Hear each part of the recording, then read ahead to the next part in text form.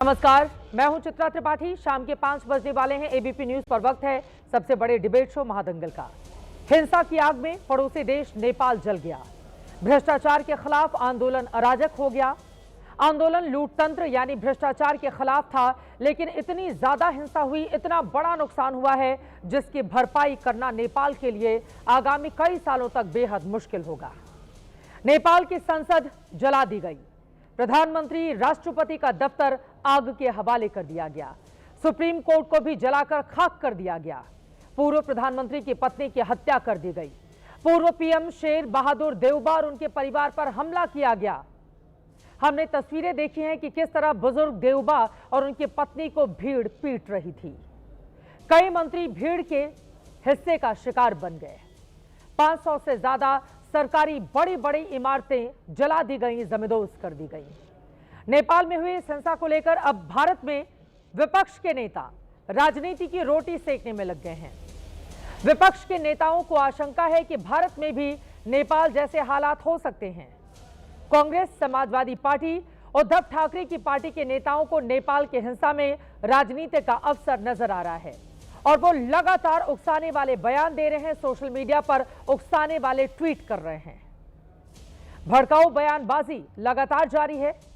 विपक्ष के नेता ये भूल रहे हैं कि नेपाल में जो हुआ उसे अराजकता की श्रेणी में रखा जाएगा, जो ना किसी सरकार के लिए ठीक है, न ही जनता के लिए और न ही उस देश के लिए, क्योंकि नेपाल में हिंसा से जो नुकसान हुआ है उसकी भरपाई आखिरकार जनता के पैसे से ही होगी भी या नहीं हो पाएगी, ये कहना बेहद मुश्किल है। सवाल यह है कि क्या नेपाल की हिंसा भारत में विपक्ष के लिए राजनीति का अवसर लेकर आई है? क्या नेपाल की भारत से तुलना करना ठीक है? जिस तरह के ट्वीट लगातार किए जा रहे हैं विपक्षी दलों के कई चेहरों की ओर से, सवाल यह पूछा जा रहा है कि अपनी राजनीति को चमकाने के लिए देश को अराजकता की आग में क्या झोंक देना चाहते हैं?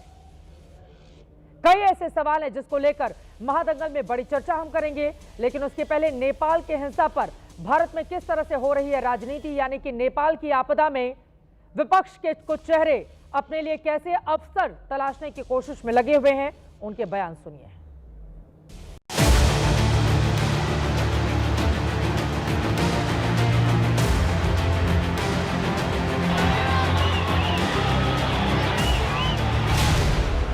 आग जो है नेपाल में लगी है, ये तानाशाही के खिलाफ मंत्री उनको सड़क पर पकड़कर लोगों ने मारा है, घर जलाए हैं। भारत की स्थिति भी ठीक नहीं है, ये ऊपर सब दिखा रहे हैं। लोग अंदर बहुत अस्वस्थ और असंतोषी है। इस प्रकार के बयानबाजी के पीछे आपकी क्या मानसिकता है? क्या पाकिस्तान के प्रवक्ता के रूप में आप पेश आ रहे हो? भारत में शांति है, अमन है और आदरणीय प्रधानमंत्री मोदी जी के कार्यकाल में बिल्कुल रहेगा। के लिए चिंता की बात यह है, ये सारे देश हमारे देश की सीमाओं से मिलते हैं और किसी भी देश की सीमाओं से मिलने वाले देशों में अगर अशांति हो तो उसका नुकसान हमें हो सकता है। पक्ष के नेताओं को पता नहीं क्या हो गया है कि मोदी जी की लोकप्रियता, जनता का समर्थन उनसे बर्दाश्त नहीं हो रहा है। इस तरीके से वो देश में लोगों की भावनाओं को भड़काना चाहते हैं, गुमराह करना चाहते हैं। हिंदुस्तान के लिए और हर देश के लिए ये सबक है कि जनता को आप नाराज करोगे तो जनता किसी हद तक भी जा सकती है।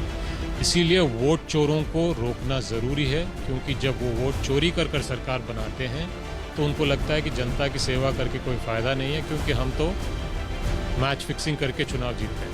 हिंसक वातावरण को भारत में भी लाना चाहिए। इस प्रकार के टोन के साथ इंडिया गठबंधन के लोगों ने अपने अपने बयान देने शुरू किए। यह देश विरोधी बयान है या एक प्रकार का देशद्रोह है?